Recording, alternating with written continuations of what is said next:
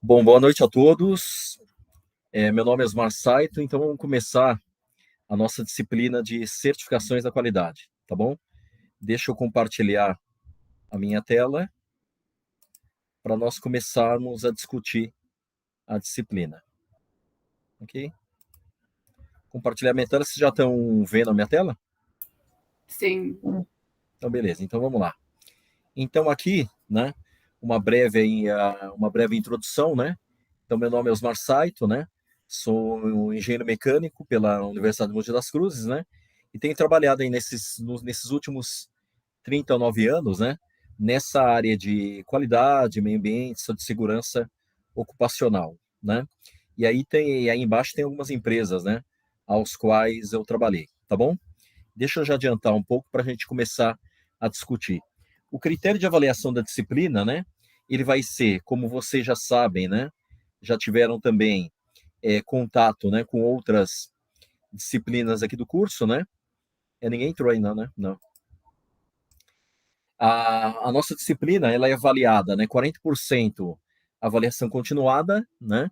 Que são os exercícios que eles estão postados lá no QMágico, e 60% da nota de vocês vai ser a prova conclusiva, tá bom? Tá? E aí, obviamente, a média tem que dar uma média maior ou igual a 6, né? Então, quando a gente fala nessa disciplina de certificações da qualidade, né? O primeiro questionamento é o que eu certifico, né? Então, quando a gente fala em certificações da qualidade, nós estamos falando em certificar sistemas de gestão da qualidade, né? Então, antes da gente começar a falar em certificações de gestão da qualidade, é importante primeiro começar a discutir então o que é um sistema de gestão da qualidade, né? Então, a primeira reflexão é o que é efetivamente um sistema de gestão, né? Qual que é a importância do sistema de gestão e quais são os sistemas de gestão existentes, né? Então vamos começar. Então, antes de falar em sistema de gestão da qualidade, né? Então o que é um sistema, né? Então ele é um conjunto de elementos interrelacionados ou interativos, né? E aqui nós damos um exemplo aí do sistema respiratório, né? Então o sistema respiratório, como ele funciona, né?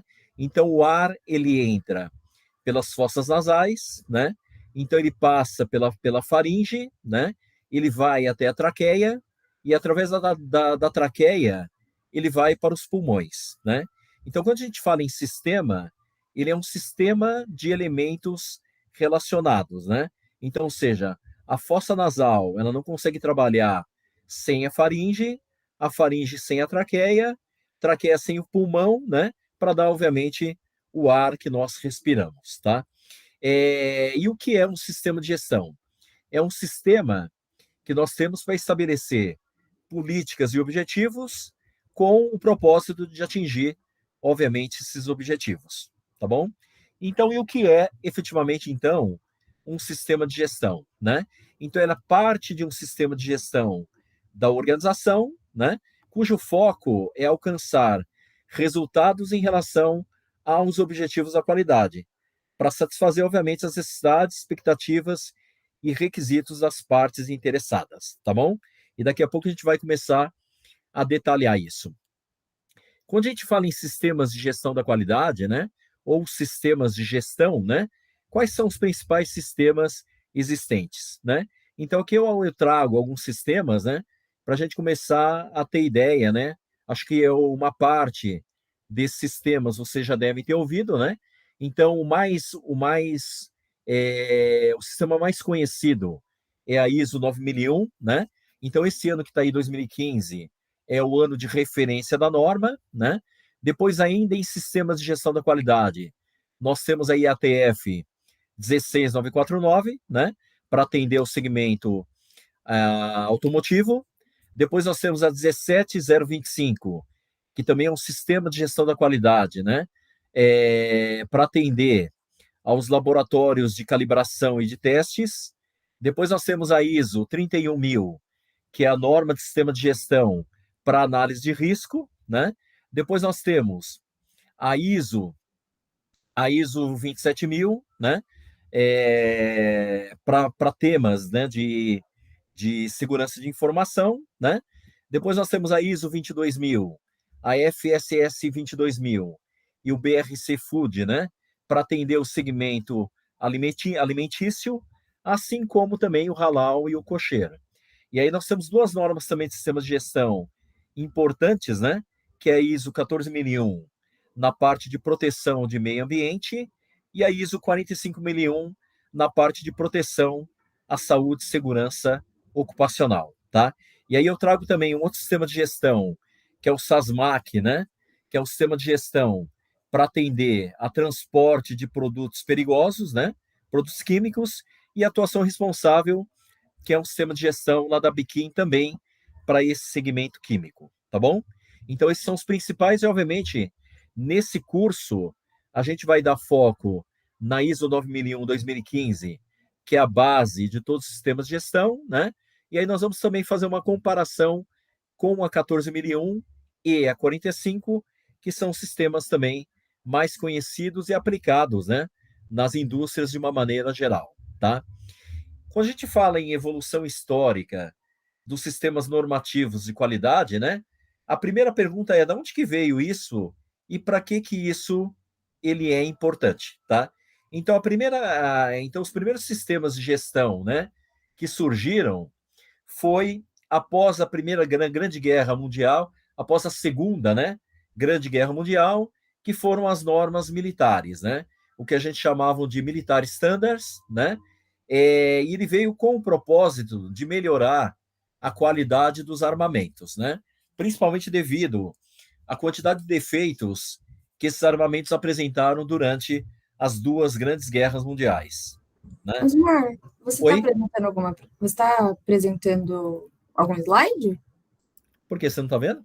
Não, acho que você colocou para compartilhar a janela, que a gente está vendo você só. Você é a sua tela do Meet, mas não aparece a apresentação. Então deixa eu aqui voltar aqui, né? Eu acho que agora você deve estar vendo agora a tela, né? Sim, agora Tá. foi. Então beleza. Então vamos lá, ó. Então deixa eu voltar aqui. Como evolução histórica, né? O primeiro movimento foi o movimento militar, né? Para melhorar a qualidade dos armamentos, né? Principalmente devido aos defeitos que ocorreram durante as duas grandes guerras mundiais, né? Depois, teve um movimento também de padronização da qualidade, né? Para melhorar a qualidade dos componentes eletrônicos, né? E esse movimento foi através do BSI, né? Uma empresa de normalização canadense, né? Que ela lança aí a BS 9000 lá em 1971, tá? Então, novamente, para melhorar a qualidade dos componentes eletrônicos.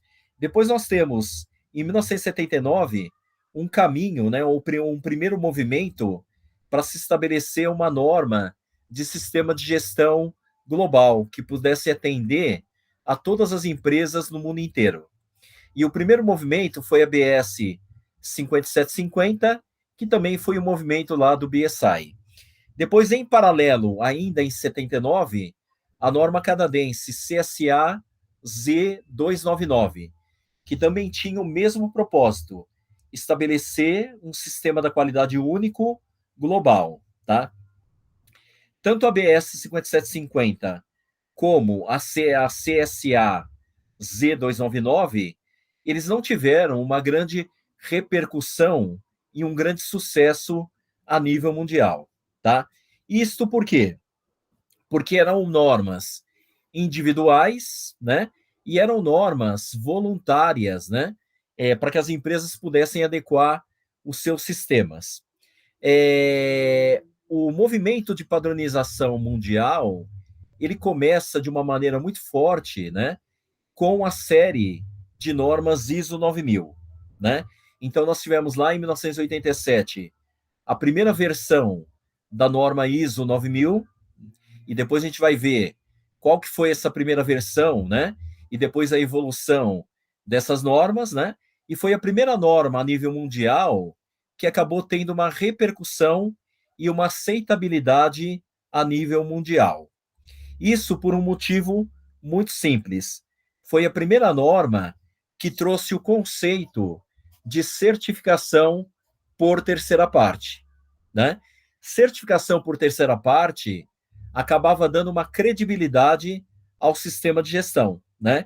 Então era uma empresa externa que acabava atestando que o sistema da qualidade da empresa ele estava adequado, né?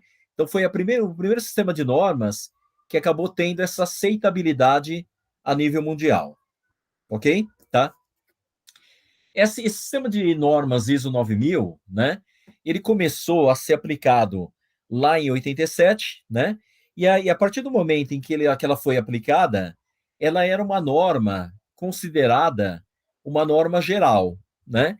E até ele era o propósito dessa norma, porque a norma ela nasceu com o objetivo de atender a qualquer tipo de indústria em qualquer segmento de mercado.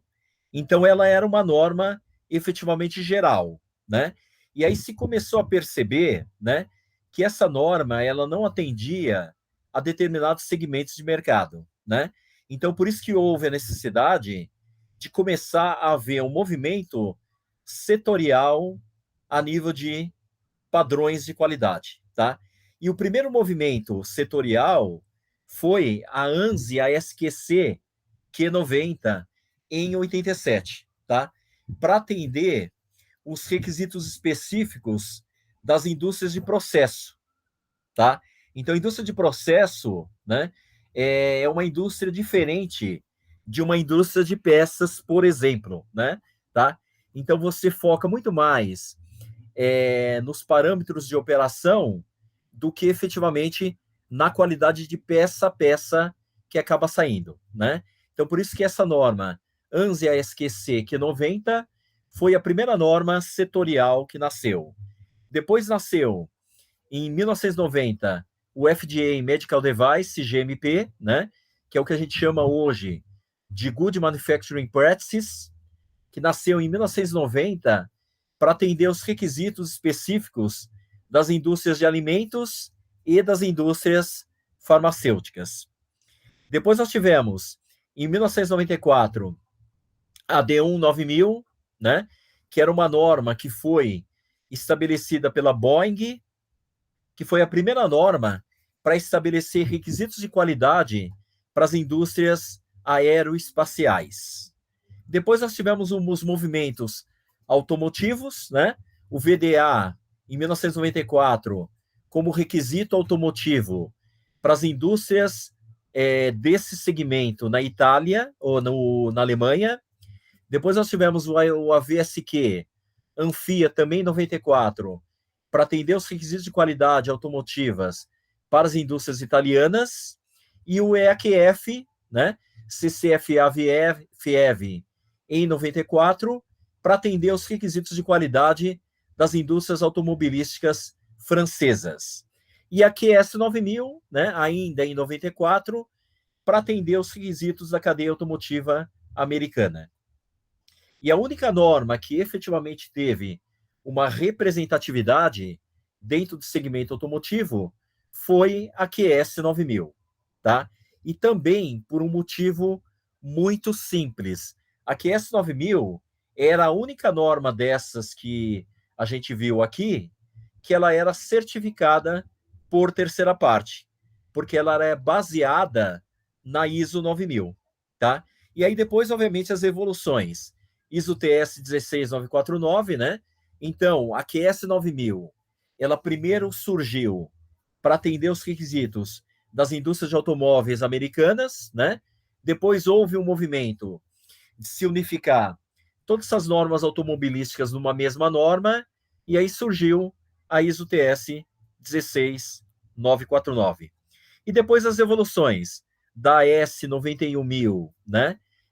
Para atender os requisitos das indústrias aeroespaciais. E aí a evolução também da 16949, até chegar na IATF 16949, versão 2016. Ok? Tá? Essa evolução histórica que eu vou mostrar aqui para vocês, ela foi importante, né? Ela nasceu lá na versão 87, né? E continuou na versão 94 da norma, tá? Quando a família ISO 9000 ela nasceu, ela era composta basicamente de 6 normas, tá? A primeira norma era a ISO 8402, que era a norma de termos e definições, tá? Então essa norma, ela dizia, né, ou ela explicava todos os termos que eram trazidos nas normas ISO 9000, tá? Então ela definia o que era produto, o que era processo, né? O que era manufatura, né? Então todos os termos ligados à ISO 9000, ela trazia nessa 8402, tá? Depois a gente tinha a ISO 9000, né? Que era a norma que basicamente ela explicava o funcionamento da família de normas ISO 9000 e explicava o que era a ISO 9001, o que era a ISO 9002 e o que era a ISO 9003. E aí nós tínhamos a ISO 9004, que era a norma de referência, tá? A única norma que ela não era certificada era a ISO 9004, tá? Então, se eu quisesse, né, por exemplo, se eu quisesse algum modelo para saber como que eu fazia, por exemplo, gestão de recebimento de material, a ISO 9004 ela ia me dar um modelo para isso. Se eu quisesse saber como que eu poderia estruturar, né, a minha área de compras para atender as normas ISO 9000, eu ia também na ISO 9004, tá? Então, ela é uma norma de referência para as demais normas, tá? E aí, naquela época, o que era a norma ISO 9001, tá? A norma ISO 9001, naquela época, era a norma que definia, né, certificação para aquelas empresas que tinham o domínio e a tecnologia do produto, tá? Eram aquelas empresas que faziam desenvolvimento de produto. Então, desenvolviam um produto, fabricavam o produto, vendiam e davam assistência técnica do produto no mercado. Depois tinha a norma ISO 9002, que era para aquelas indústrias que não tinham o domínio da tecnologia do produto, mas produzia o produto conforme as determinações que haviam sido definidas, através de desenhos, através de especificações, né? Então, ISO 9002, naquela época, era muito utilizado por multinacionais que desenvolviam o produto fora do Brasil e aqui no Brasil só fabricavam, tá? Então, aí eram empresas ISO 9002, tá? E depois tinha a norma ISO 9003, que era para a empresa que não desenvolvia produto, não fabricava produto, mas era aquela empresa que recebia o produto, testava o produto e vendia o produto no mercado, tá? Então, novamente, eram para aquelas empresas multinacionais, né, que desenvolviam o produto, fabricavam o produto e vendiam o produto pronto aqui no Brasil, tá? E essas empresas ISO 9003 faziam a revenda desse produto, mas tinham, obviamente, responsabilidade pela qualidade do produto, tá? Aí gerava uma confusão muito grande no mercado, porque o mercado acabava entendendo que uma empresa ISO 9001 ela era melhor do que uma empresa ISO 9002 e que uma empresa ISO 9002 ela era melhor do que uma empresa ISO 9003, tá? Então eu vivi essa época porque tinha empresa que decidia por certificar ISO 9002 porque não queria, por exemplo, né, implantar os requisitos de desenvolvimento de produto, né? Então optava pela ISO 9002 e ela acabava sendo discriminada no mercado, tá? E aí a norma começou a tentar dar uma solução para isso, tá? E aí a solução veio com a norma versão 2000, tá? A norma versão 2000, ela acaba unificando todas essas normas numa norma só, tá? Aí, essa norma ISO 8402, ela vira a norma ISO 9000, que é a norma de glossário, termos e definições. A norma ISO 9004, ela ainda continua como sendo aquela norma de referência, né? Diretrizes para melhoria, e as normas ISO 9000, ISO 9001, ISO 9002 e ISO 9003 se fundiram numa norma só, que ficou a ISO 9001, tá? E qual que foi a diferença então, tá? A diferença foi a, a implantação do que a gente chamou de escopo de certificação, tá?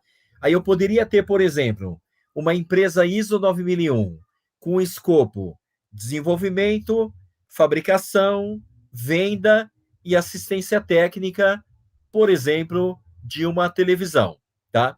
Ou eu poderia ter uma ISO 9002, uma empresa ISO 9001 com escopo fabricação, venda, distribuição e assistência técnica de TV.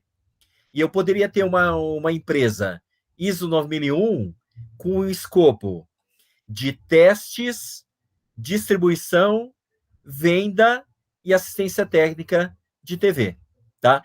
Então percebem que com a unificação dessas normas, eu acabei criando, né, uma situação mais de regularidade de todas essas normas dentro do mercado. Tudo bem? Tá? E aí vamos lá. E aí na história da ISO 9000, né, nós temos aí dois marcos importantes, né? Então junto com o marco, né, da unificação dessas normas, né, na versão 2000 começa a haver a abordagem de processo, tá? Porque a norma na versão 94 ela enxergava, né, as organizações como uma série de departamentos desconectados. Com a versão 2000, eu acabo tendo essa abordagem de processo, tá? E depois uma outra grande mudança na norma é a versão 2015, que ela começa a trazer o sistema de gestão mais próximo da gestão estratégica da organização.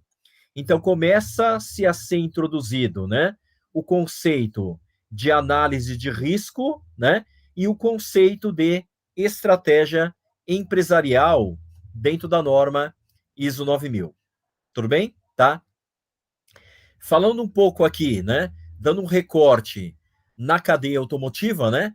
Então lá, em 1994, surge a QS 9000, né, como um movimento das indústrias automobilísticas americanas, né?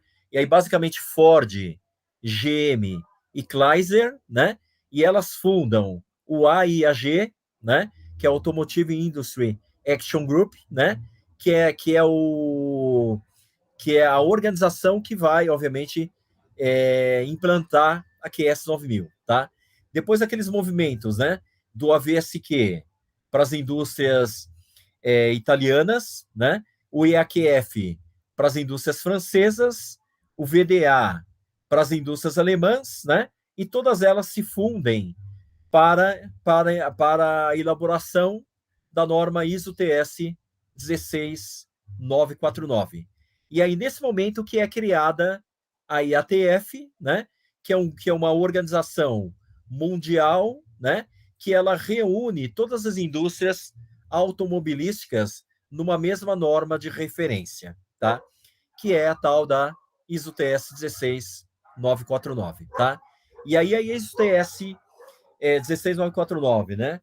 Ela, alinhada com a ISO 9000, né? Ela surge também nas suas atualizações, né? Até chegar na conhecida IATF 16949, tá bom? Tá? Só para vocês terem aí uma noção aí da evolução das normas, né? Agora percebam o seguinte, né? Quando a norma ela surgiu, né? Lá em 1987, né? Não se tinha uma padronização de qualidade, tá? Quando a gente fala que não tinha uma padronização de qualidade, significa que os produtos eles eram fabricados de uma maneira não repetitiva, tá? Então, cada vez que eu fabricava o produto de uma determinada maneira. E o produto que era fabricado numa determinada época não era igual ao produto que era fabricado em um outro determinado intervalo de tempo, né? Então, essas normas ISO 9000, ela surgiu, né, principalmente para disciplinar o sistema de gestão da qualidade para assegurar repetibilidade nas operações, tá? E a forma de garantir repetibilidade das operações, né? Porque garantindo repetibilidade das operações, eu ia assegurar tanto qualidade, como também tempo de fabricação, como também custo, né? Então era isso que nós chamávamos, né? Lá naquele tempo, de tempo da disciplina. Tanto é que naquela época, o slogan da norma ISO 9000 era: escreva o que faz, faça o que está escrito, tá? Então, eu sou da época que as empresas, quando estavam implantando a ISO 9000, elas começavam a escrever procedimentos para todas as atividades que a empresa executava.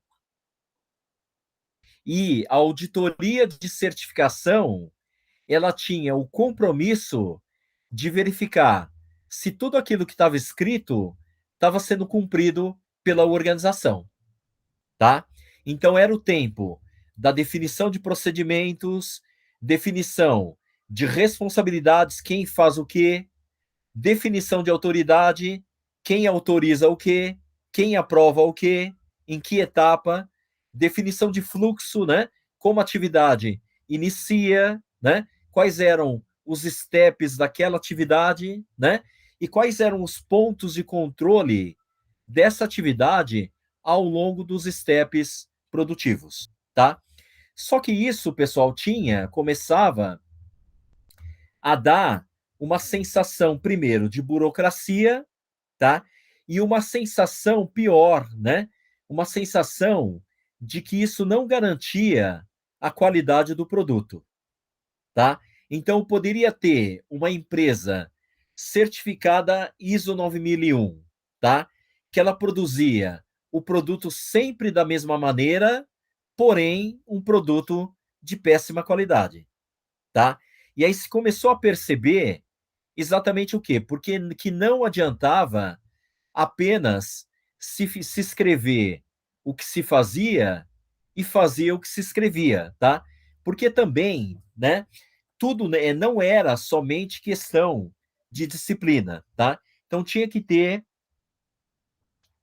o sistema, as atividades de uma maneira geral, tinha que ter flexibilidade, né? E aí eu vou dar um exemplo mecânico, né? Mas se vocês não entenderem, vocês me perguntem, tá? Então imagina o seguinte, que eu tinha lá na área de manutenção, né, de uma determinada máquina, dizendo que a correia, né, de utilização daquela máquina era uma correia, por exemplo, 3V900, tá? Esse 900, né, na nomenclatura da correia, significa o comprimento da correia, tá? Só que a gente sabe, por exemplo, né, que se eu não tiver uma correia com comprimento 900, eu posso utilizar uma correia com comprimento de 850, por exemplo, né? E ajustar a distância entre centros dos eixos, tá? Então é possível, né? Então por isso que tinha que ter flexibilidade, né? Tinha que ter habilidade, né? E habilidade, o exemplo que eu trago aqui é, por exemplo, né?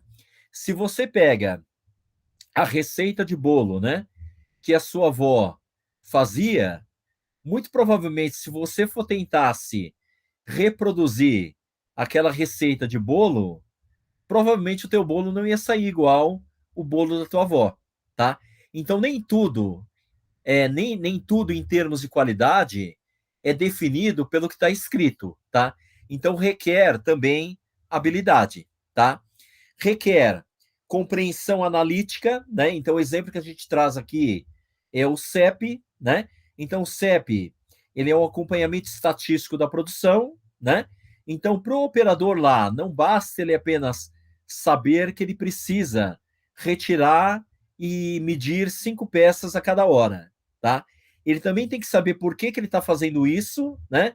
E que, ao fazer isso, ele tem que também avaliar, por exemplo, tendência, né, do processo produtivo.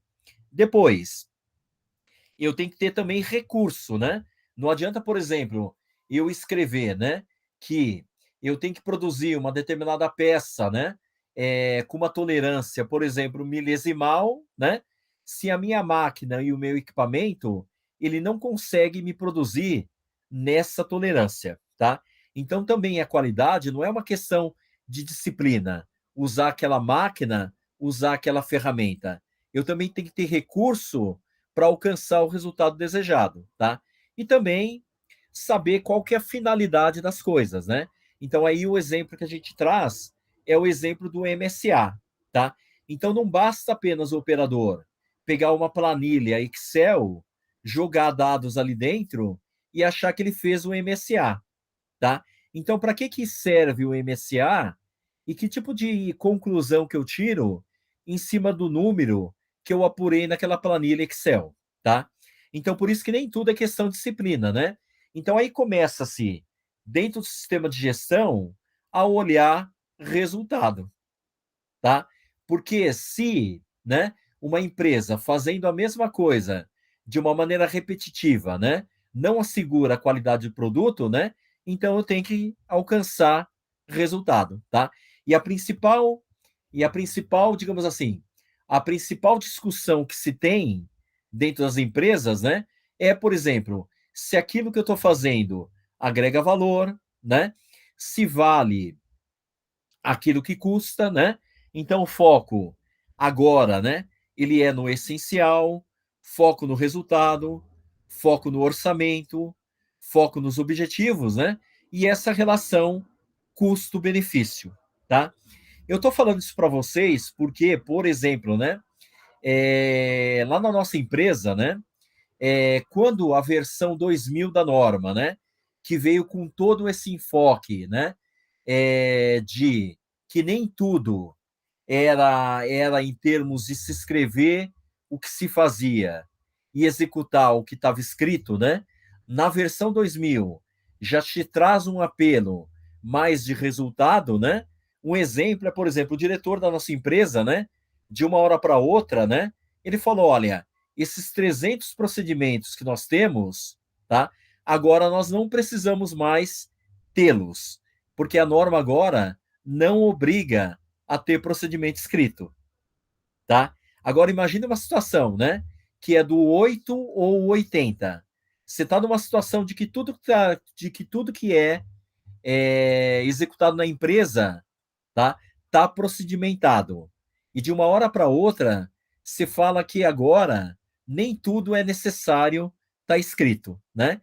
Então, na realidade, tudo isso é um balanço, né?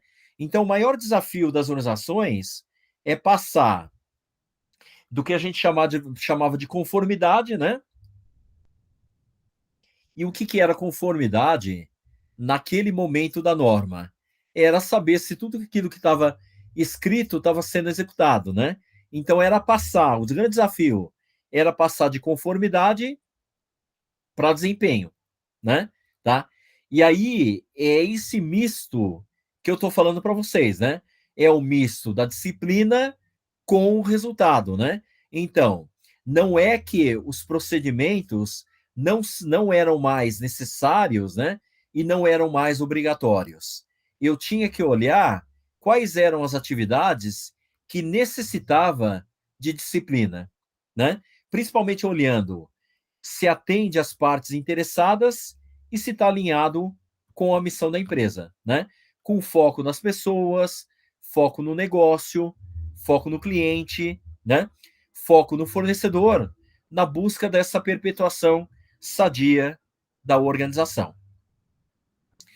E vamos lá. Então, aí quando a norma, as normas de sistema de gestão, né, elas começam a nascer, né? Então, qual que era, ou quais são, né, as grandes expectativas dos clientes, né, ao ter, por exemplo, um fornecedor certificado, seja ele 9000, seja ele ATF, seja ele 22000, né? Então, qual que é a expectativa dos clientes? A expectativa dos clientes era receber produtos conformes, produtos com qualidade, produtos seguros, produtos confiáveis, produtos duráveis, né? Qualidade de atendimento, produto entregue no prazo, né? Custo-benefício daquele produto que eles estavam comprando, né? E qualidade no pós-venda, tá? E qual que era a grande expectativa das empresas que buscavam certificação?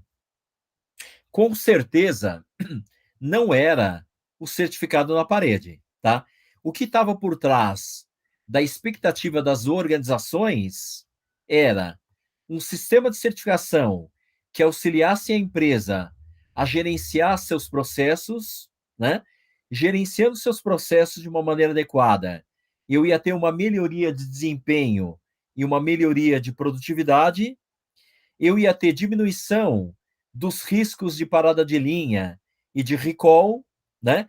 Redução de custo das peças e dos estoques, redução do lead time, né? E o que é o lead time? É o tempo de processamento, desde o tempo que eu recebo o pedido do meu cliente até o momento que eu entrego o produto na porta lá desse meu cliente, tá?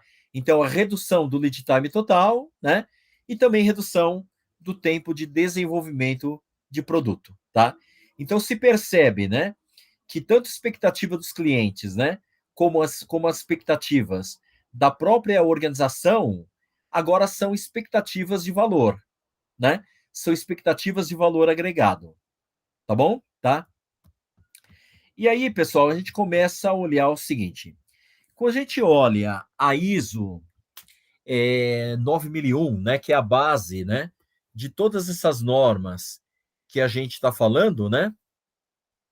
Essa norma ISO 9001, ela é baseada em 8 princípios, tá?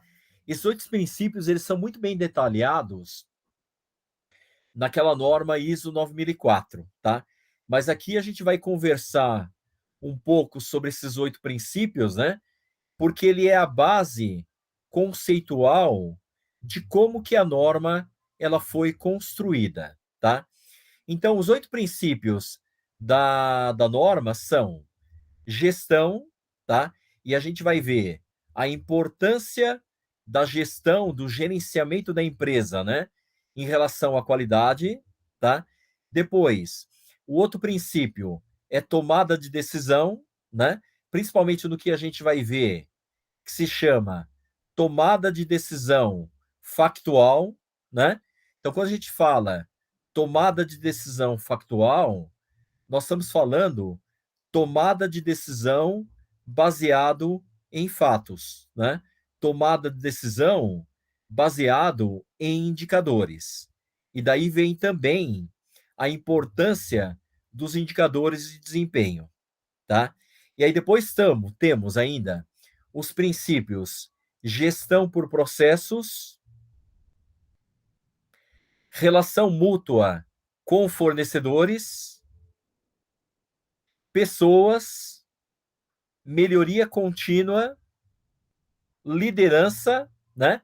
E aí, obviamente, tudo chega no principal princípio, né, da gestão da qualidade, que é o foco no cliente, tá? E aí a gente vai começar a falar. Então, antes de falar, né, ou de tentar explicar, né, cada um desses princípios da qualidade, né, a primeira discussão que eu coloco é o que é um princípio da qualidade, tá? E aí tem uma definição teórica para isso, tá? Então ele é uma regra ou crença Então, e por que que eu estou dizendo aqui regra ou crença, tá? Porque dependendo da maturidade do sistema de gestão, né? Ou dependendo da maturidade, da consciência de qualidade na tua organização, tá? O sistema de gestão da qualidade, ele tem que ir pela regra, tá? Então, ou seja, eu estabeleço determinados procedimentos dentro da minha organização, que esses procedimentos eles devem ser seguidos para assegurar a qualidade daquele produto ou daquele serviço, tá? E o princípio da qualidade, ele também é uma crença, tá? Ou seja, para empresas onde eu tenho uma maturidade, né, do sistema de gestão maior, né, é aquilo que as pessoas acreditam dentro da organização, tá? Então então aí, né, nós não estamos falando apenas em obedecer procedimentos e regras, né? Nós estamos falando em acreditar, né, que esses procedimentos e regras, né, eles foram concebidos, né, para que eu pudesse chegar no final do dia com um produto ou um serviço de qualidade, tá? Então vamos lá. Então é uma regra ou crença, tá? Compreensiva e fundamental, né? Então, seja, é uma regra ou uma crença que as pessoas entendem, né? E é fundamental para liderar e operar a organização, né? Com o objetivo de melhorar continuamente a performance, com foco na satisfação dos clientes e no interesse das partes interessadas, né? Olha como é forte esse argumento, né? E aí eu coloquei aqui em vermelho esses pontos, né? Regra ou crença nós já falamos, né? Depois, melhorar continuamente o desempenho, tá?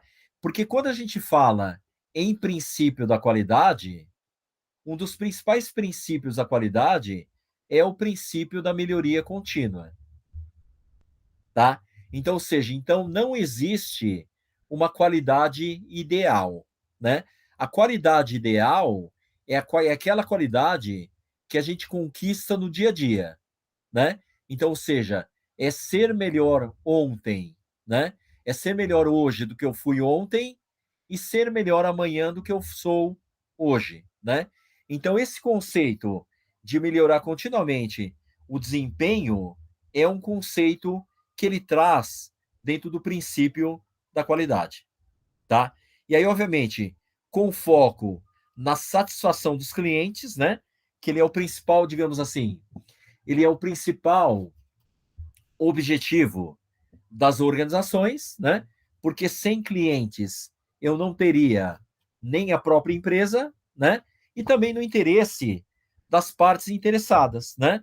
Ou seja, de todas aquelas partes que interagem, né? E que têm também compromisso e também desejam, né? Os resultados da organização, né? Então, partes interessadas é o que a gente chama lá dos stakeholders, né? Que também durante esse curso, né, a gente vai discutir aqui, né?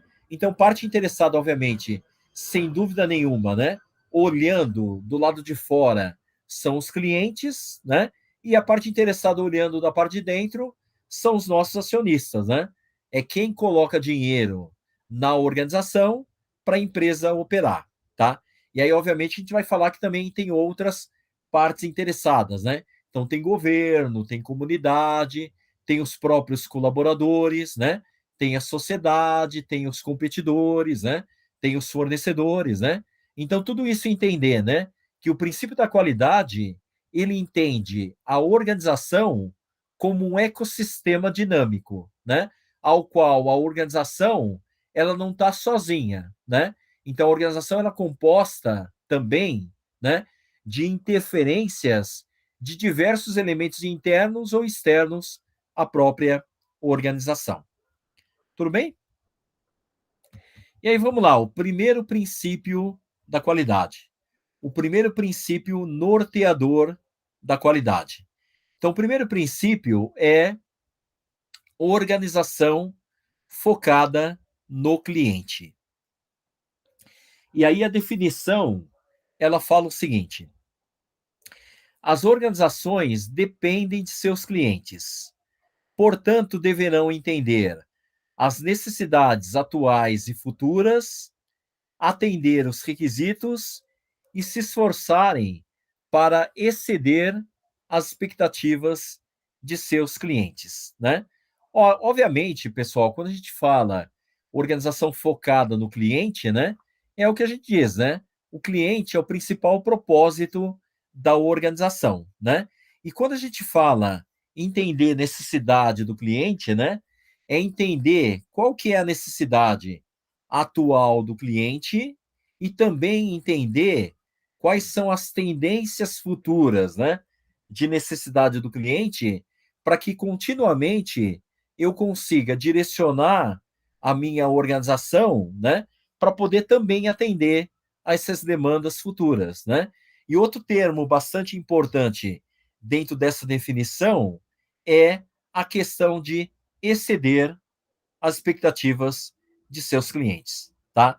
Então, quando a gente entra, né, quando a gente começa a discutir satisfação de cliente, né, dentro de um ambiente concorrencial, né, bastante forte, né, em muitos segmentos de mercado, não basta apenas satisfazer necessidade de cliente. Eu preciso muito mais também exceder as expectativas dos clientes, tá? Porque em muitos segmentos de mercado, atender a satisfação de cliente já é meio que básico para você entrar nesse ambiente de competição, tá? E aí eu trago alguns dados interessantes aqui, né? Então tem uma pesquisa da Harvard, né, que ela diz o seguinte, olha que coisa interessante, né? Obviamente, esses dados que eu vou trazer aqui, que eu estou trazendo aqui para vocês, né? Eles são dados de varejo, tá? Eles não são dados de mercado industrial, de empresas, né? Que atuam no segmento B2B, tá? Mas dá para ver a importância, né? Da satisfação do cliente em relação aos negócios, né? Então, essa pesquisa da Harvard, ela traz duas informações interessantes, né? Primeiro, ela diz o seguinte: cada 5 pontos percentuais na satisfação de clientes aumenta a rentabilidade da organização de 25 a 30%, tá? Então, olha que dado importante, né? Então, nós estamos dizendo que satisfação de cliente aumenta o lucro. Olha que coisa interessante, tá? Satisfação de cliente aumenta o lucro, né? Aumenta a margem de lucro da organização, tá? Por vários fatores, né? Tá? Vários fatores, né? Principalmente fator de valor agregado, né? Com valor agregado, você consegue, né? Com a percepção de qualidade, né? Do teu cliente, você consegue oferecer um valor, um produto, né? De maior valor agregado, mas também a um custo maior, né? Desde que haja, obviamente, esse valor percebido pelo teu cliente, tá? E que vai estar ligado, né? Que vai estar ligado a essa segunda frase, né? Que também vem dessa pesquisa da Harvard, que ela traz a seguinte informação: 9 em cada 10 clientes não se importam em pagar mais desde que eles estejam satisfeitos com a sua empresa, tá? Olha que situação interessante, né? Pegaram, fizeram uma pesquisa, né? E viram que 90% dos clientes, né? Eles estão dispostos, né? Até a pagarem mais, desde que eles tivessem um bom nível de atendimento, tá? E, obviamente, um bom nível de qualidade daquele produto, né? Ou daquele serviço sendo fornecido, tá? E aí depois eu trago também um dado da McKinsey, né? Que também é um dado bastante interessante, que ela diz o seguinte: custa 5 vezes mais reconquistar um cliente do que ganhar um cliente novo, tá? E daí que vem a grande importância, né, desse princípio que é organização focada no cliente, tá? Só que aí como que eu trago isso para dentro da realidade das organizações, né? Então, primeiro, qual que é o entendimento da necessidade do cliente? Será que eu sei exatamente o que o meu cliente quer ou qual que é a expectativa atual e futura do meu cliente, né? E aí eu trago esse outro slide que ele mostra muito bem isso, né? Tá? Então, muitas vezes, né, dentro das organizações, nós fazemos uma série de coisas, né, que no final do dia o nosso cliente não valoriza, tá? Por outro lado, né, tem muitas coisas que nós não fazemos, né, e que o cliente gostaria que nós fizéssemos, tá? Então, na realidade, foco no cliente é eu encontrar essa intersecção, tá? Entre tudo aquilo que eu faço e não é valorizado pelo cliente, tá? Em tudo aquilo que eu faço e tudo aquilo que eu não faço e o cliente valoriza, tá? Para que sim, de uma maneira mais precisa, né? E de uma maneira mais assertiva, eu possa fazer aquilo que o cliente percebe como valor, tá? Então essa é a chave das organizações, é encontrar aquilo que realmente o cliente ele valoriza, tá? E aí eu consigo direcionar os esforços da organização justamente para aumentar essa satisfação do cliente, tá? Princípio número 2, né? Aliás, deixa eu voltar aqui nesse princípio, porque aí eu ligo, né? Eu ligo com uma outra coisa que a gente vai falar aqui, tá? Como referência, né? Para satisfação de cliente, né? Eu já falei para alguns aqui, né? Tá? Mas como referência de satisfação de cliente, né? A gente tem um livro, né? Muito importante, né? Que é um livro que ele é chamado Nos Bastidores da Disney, tá? E esse livro ele traz uma série de conceitos, né? Importantes, tanto a nível de satisfação de cliente, como também, né? Ligado a esse segundo princípio, que é o princípio liderança, tá? E o que que traz esse princípio liderança, né? Então ele diz o seguinte: líderes devem estabelecer uma unidade de propósito e a direção da organização. Eles deveriam criar e manter um ambiente interno no qual as pessoas possam se tornar plenamente envolvidas no alcance dos objetivos da organização, tá? Então, na realidade, o que a gente está falando aqui é o tal do, né? É o tal da liderança pelo exemplo, né? A partir do momento que nós, como líderes da organização, né, conseguimos mostrar para a organização, né, a unidade de propósitos, né, e a direção da organização, né, aí nós conseguimos fazer com que os funcionários, né, os colaboradores, eles fiquem envolvidos e comprometidos, tá? E aí vou dar um exemplo, né, que não sei se vocês já ouviram falar, tá? Mas é o exemplo dos três pedreiros, tá? E qual que é o exemplo dos três pedreiros, né? Dizem, né, que teve uma situação, né, aonde, né, um determinado cidadão, né, ele foi lá, né, ele viu, né, um pedreiro lá, né, fazendo uma determinada obra, né, e aí ele perguntou para esse pedreiro, né, o que você está fazendo, né? E aí esse pedreiro falou, olha, eu estou assentando tijolos, tá? E aí esse mesmo cidadão, né, ele foi lá e ele viu um outro pedreiro, né, tá? Nessa mesma obra, né? E aí ele perguntou: "O que é que você está fazendo?", tá? E aí esse segundo pedreiro ele falou: "Olha, eu estou assentando tijolos porque aqui nós vamos construir um muro", tá? E aí depois ele foi para um terceiro pedreiro, né, que estava na mesma obra e perguntou: "O que você está fazendo?".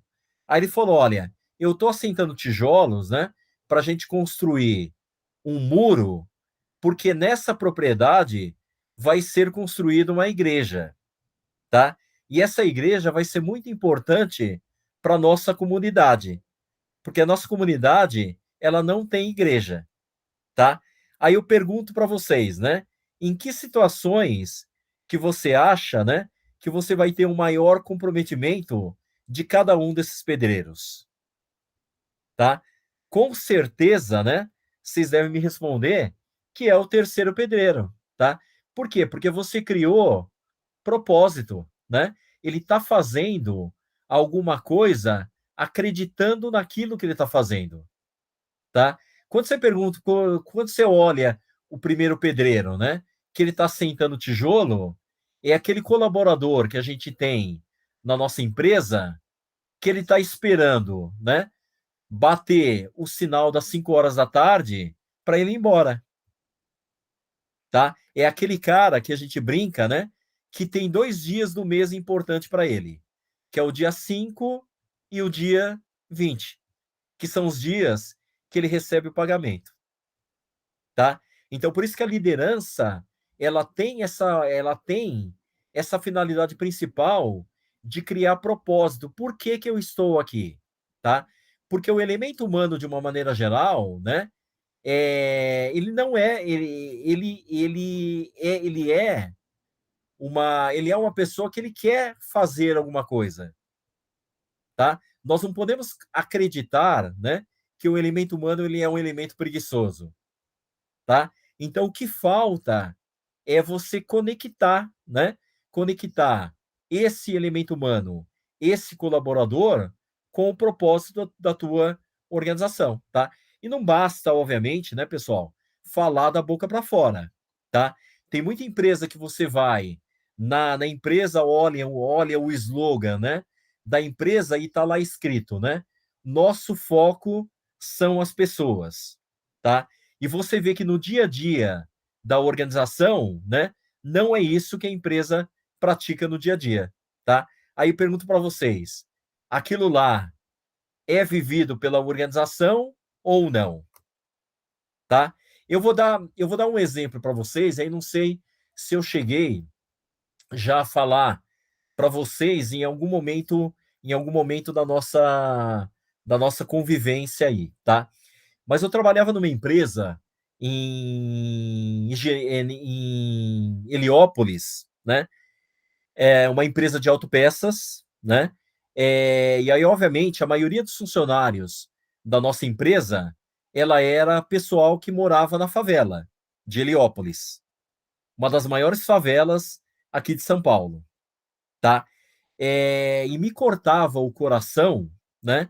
Porque eu via no horário do almoço tinha alguns funcionários que eu percebia que o cara ele ia almoçar com um saquinho plástico, tá? E aí o que que o cidadão fazia? Ele pegava a bandeja, tá? Naquela época era aquela bandeja que tinha divisões, né? Divisão para você colocar o feijão, o arroz, né? Tá? A salada, né? Então o cara cobria a bandeja de arroz e feijão, tá? E aí o que que ele fazia com aquele saquinho plástico? Ele colocava arroz e feijão e colocava mistura.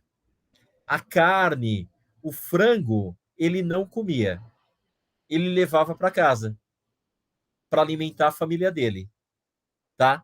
E aí, por que que eu estou dizendo isso, tá? Será que quando a gente olha o propósito da organização, será que o propósito da organização é só gerar lucro, tá? O Henry Ford, quando ele fundou a Ford Motor Company, né, lá em 1917, né, o Ford, ele tinha uma premissa. Ele queria melhorar a qualidade de vida das pessoas, porque as pessoas demoravam muito tempo para se deslocar das suas casas até a empresa e da empresa até as suas residências. Então ele queria criar um produto que pudesse facilitar a vida das pessoas, tá? Então quando a gente diz criar propósito, é viver também esse propósito, tá? E essa é uma das principais dificuldades, né, que a gente tem hoje das empresas. Por que que às vezes as empresas não conseguem esse compromisso dos funcionários? Muitas vezes é porque ela não tem propósito, né? Ela só quer gerar lucro, tá? E aí é por isso que o terceiro princípio, ele está muito conectado com isso. O terceiro princípio é envolvimento das pessoas, tá? Então, pessoas de todos os níveis são a essência de uma organização. E o pleno envolvimento delas permite que suas capacidades sejam usadas para o benefício da organização, tá? Isso aí, pessoal, não é verbete, né? Tá? Então, ou seja, pessoas é o principal patrimônio das empresas de uma maneira geral, tá? Aí eu trago aqui, né? Vocês devem estar vendo aqui a minha tela. Eu trago aqui um livro, né? Que ele é do João Ricardo Lafraia, né? O Lafraia, ele foi superintendente de uma das refinarias da Petrobras, né? Que ela foi premiada em 1990 e alguma coisa com o Prêmio Nacional da Qualidade, né? E o Lafraia, ele lançou esse livro que ele se chamava Criando o Hábito da Excelência, tá? Eu não recomendo ler esse livro, porque esse livro ele é muito ruim, tá? Só que tem uma frase no livro, tá? Que compensou a minha leitura do livro inteira, tá? E essa frase ela me marcou e é uma frase que eu guardo até hoje, tá? O Lafraia, ele dizia o seguinte, olha que frase profunda que é, hein? Tá? Ele dizia o seguinte, quando nós estimulamos dentro das pessoas o desejo de melhorar sempre, diminui-se a necessidade de controle e supervisão. Olha que frase fantástica, tá? E é verdade. Quando você tem as pessoas comprometidas, né? Se você tem as pessoas certas, né? As pessoas com habilidade de fazer aquilo que é necessário. As pessoas tendo o recurso, né? Que é necessário para realizar a atividade. Então a pessoa sabe fazer, a pessoa tem o recurso para fazer, a pessoa tem a atitude para fazer, né? Por que as pessoas não fazem? É porque falta esse outro elo que é o comprometimento, tá? E aí quando você tem as pessoas imbuídas disso, tá? Aí você não precisa ficar em cima. Você não precisa ficar fazendo nem controle e nem supervisão, tá? Por isso tem muitas empresas, né, tá? Que muitas vezes não tem nem, né, não tem nem chefe direto, tem apenas o que eles chamam de facilitador, né? Então a pessoa não é um chefe, não é um supervisor, não é um gerente. É aquele cara facilitador. E qual que é a principal finalidade do facilitador? É facilitar o trabalho, né? É remover barreiras, principalmente barreiras interdepartamentais, né? Que podem fazer com que a pessoa não consiga realizar aquela atividade da melhor maneira. Tudo bem? Tá? E aí vamos lá ainda. O princípio 4 é o princípio que a gente chama enfoque de processo, né? Então, novamente, um resultado desejado é alcançado mais eficientemente quando as atividades e os recursos relacionados são gerenciados como um processo. Na versão, né, anterior da norma, né, nós tínhamos uma divisão muito clara entre o departamento da produção, departamento de compras, departamento da qualidade, departamento de logística, né? E essa versão 2000 da norma, ela traz o conceito de que nenhuma atividade é uma atividade autônoma, tá? E ele traz o conceito de interdependência, né? E qual que é o conceito de interdependência? Aquilo que eu faço reflete no outro, né? Então, se eu sou da área de compras, né? O que eu faço reflete na área de produção. Por quê? Porque a minha função é fornecer matéria-prima e componente de qualidade para a área de produção. Então, se eu não forneço matéria-prima e componente de qualidade para a área de produção, muito provavelmente a área de produção vai ter dificuldade em fabricar um produto de qualidade, vou ter maior desperdício, né? A área de produção, né, ela fornece produtos para a área de logística, que vai armazenar esse produto, né? Então, se a área de produção ela não fornecer, por exemplo, um produto devidamente identificado, por exemplo, né, a área de logística vai ter dificuldade de saber qual que é o produto, de saber onde que ela vai colocar aquele produto, né? Tá? Então, entender a organização como uma série de processos interrelacionados, interconectados e interdependentes, hoje é um dos principais focos da organização, tá? É entender a organização como uma série de atividades, né, ligadas entre si, tá?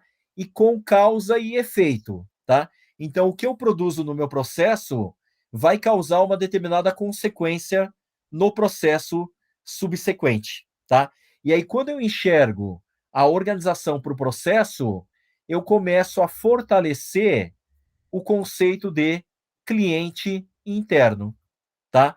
Porque o cliente da minha organização não é somente o cliente que vai receber o meu produto, tá? Nas atividades do dia a dia, tudo aquilo que eu faço no meu dia a dia, eu afeto aquele que vai receber a minha atividade. E aquele que vai receber a minha atividade, ele é o meu cliente interno. Tão importante, né? Ou não mais importante do que efetivamente o meu cliente externo. Tudo bem? Tá?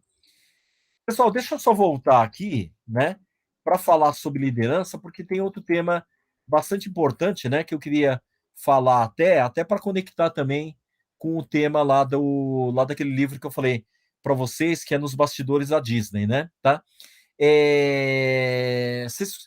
Eu acho que vocês devem considerar, né, por exemplo, feedback como uma das principais ferramentas da liderança, tá?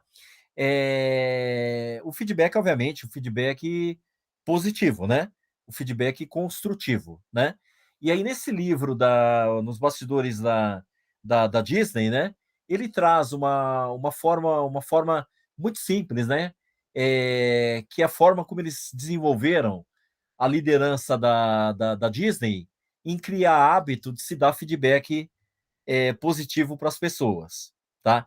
Então, nesse livro, ele traz uma passagem, né, desse livro, que ele diz o seguinte, que a Disney, né, ela estimula cada líder da Disney em começar o dia com 10 moedas de um lado do bolso, tá? E a cada feedback positivo, né, que você dá durante o dia, você vai transferindo as moedas de um lado do bolso para o outro lado do outro bolso, tá?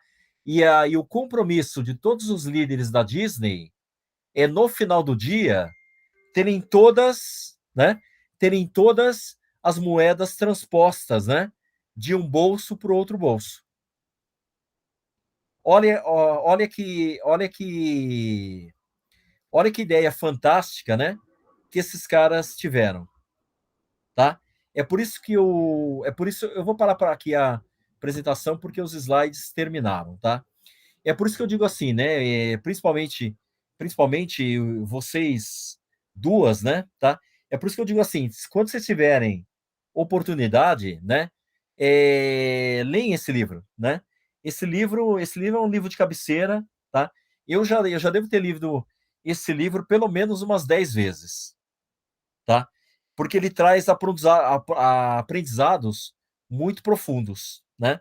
Aprendizados de foco no cliente, né? Todo mundo que quer focar no teu cliente deveria, em algum momento aí da sua vida profissional, também ler o livro, tá? Pra você ter uma ideia, eu vou dar mais. Agora nós estamos 9 horas, né? Mas só para finalizar essa nossa aula de hoje, né? Eu vou dar mais um exemplo que eu trago desse livro, né? Tá? Então, esse livro diz o seguinte, né? Que a Disney, né? É a empresa que tem maior nível de satisfação de clientes no mundo inteiro, tá? Mais de 80% das pessoas que visitam o parque da Disney querem retornar à Disney, tá? E ele diz que um dos segredos deles, né? É exatamente foco nos detalhes, tá? E aí ele dá o seguinte exemplo, né? Tem lá o funcionário da Disney, né? Que está recepcionando, né? As pessoas que entram no parque, né? E aí ele está lá recepcionando as pessoas, né? Blá, blá. Aí entra uma mulher, né? E aí ele fala, bom dia, Mary. Bem-vinda novamente aos parques da Disney, tá? E aí a mulher, essa Mary, ela fala, pô, mas como que ele sabe que eu sou a Mary e que eu tô voltando no parque, né? Aí ela vai lá e aborda esse funcionário, né? Ele falou, não, é muito simples, né? Primeiro que 80% das pessoas voltam, tá? Então a probabilidade de você ter sido uma pessoa que está retornando para a Disney é muito grande, tá? E eu percebi no teu brinco que ele está escrito Mary, tá? Por isso que eu falei, bem-vinda, Mary, né? Bem-vinda novamente aos parques aqui da Disney, tá? E ao longo dessa história do livro, ele vai contando diversas situações, né? Que é realmente um aprendizado muito grande, né? Principalmente para as pessoas, né? Como nós aqui que trabalhamos aí na área de qualidade. Tá bom? Beleza, gente. Obrigado, né? Eu vou parar aqui a gravação, né? Ninguém entrou, ninguém além de vocês duas entraram, né? Tá? Mas aí nós continuamos então a aula na semana que vem, tá bom?